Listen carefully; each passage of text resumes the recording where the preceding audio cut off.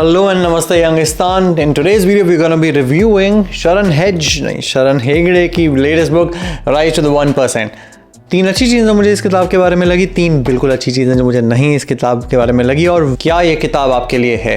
Let's dive right in.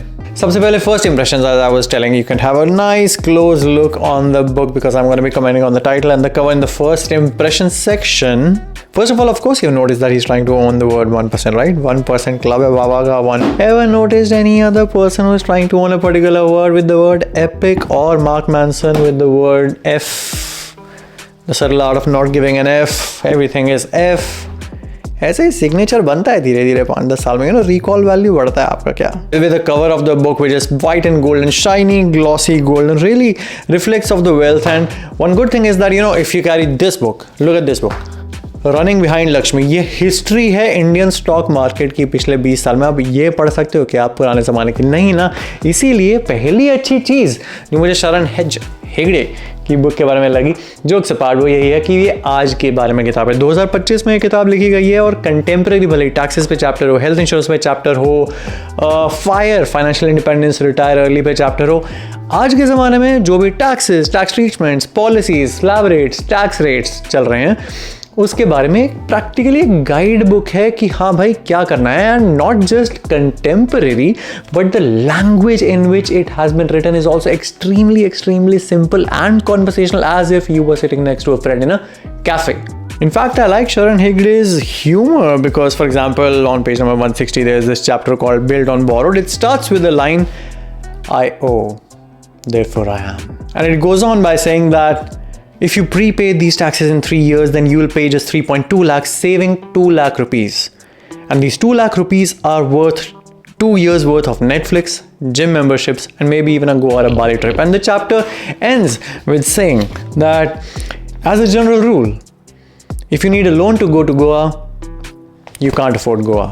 So इस तरह की सिंपल लैंग्वेज में देखो, ले दे के जोक सपाट बात ये होती है कि जब आप एक पर्सनल फाइनेंस नूब है, अगर आपको बिल्कुल फ्रॉम द ग्राउंड अप समझना है, तो ऑलरेडी इस तरह की किताब है जिसमें बहुत पूरी जार्गन भरी पड़ी है कि आरबीआई के इंटरेस्ट रेट से इफेक्ट होते हुए करेंसी और oil trade barrel.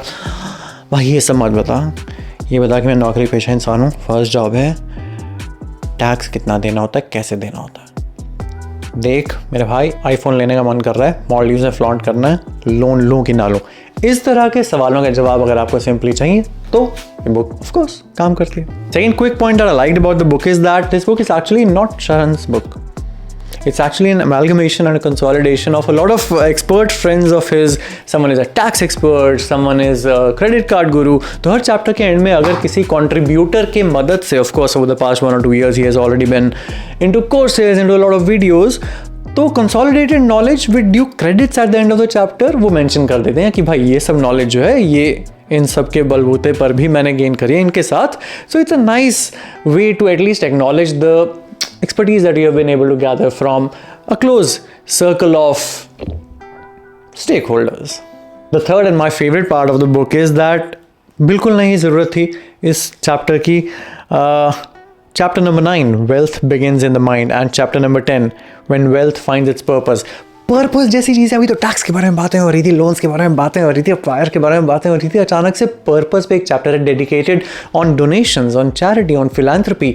I really respect the fact that in the age when everyone is chasing the next iPhone 17 Pro Max Plus, Sharan takes the time to tell that hey, जब 5 करोड़ 10 करोड़ इकट्ठे हो जाएंगे और रास्ते में भी वापस भी कम्युनिटी को, सोसाइटी को, in social causes that you believe in, please start contributing back.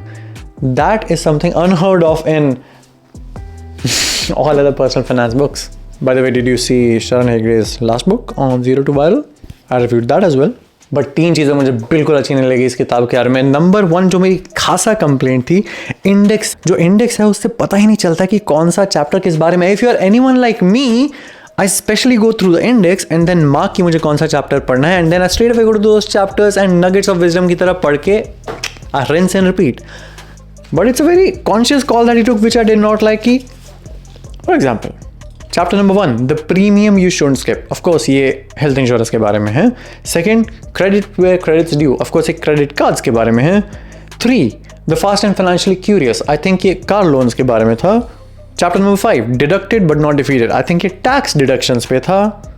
Chapter number 8 built on borrowed. Of course ये लोन्स के बारे में था, सो मुझे कॉग्निटिव लोन नहीं अच्छा लगता। ये सेकंड स्टेप पे डिसाइफर करना कि ये पर्सनल फाइनेंस के किस सब टॉपिक के बारे में चैप्टर है। तो I would have appreciated if right after the sub headline of these chapters, headline में एक्चुअली उस टॉपिक का भी नाम मेंशन किया गया होता।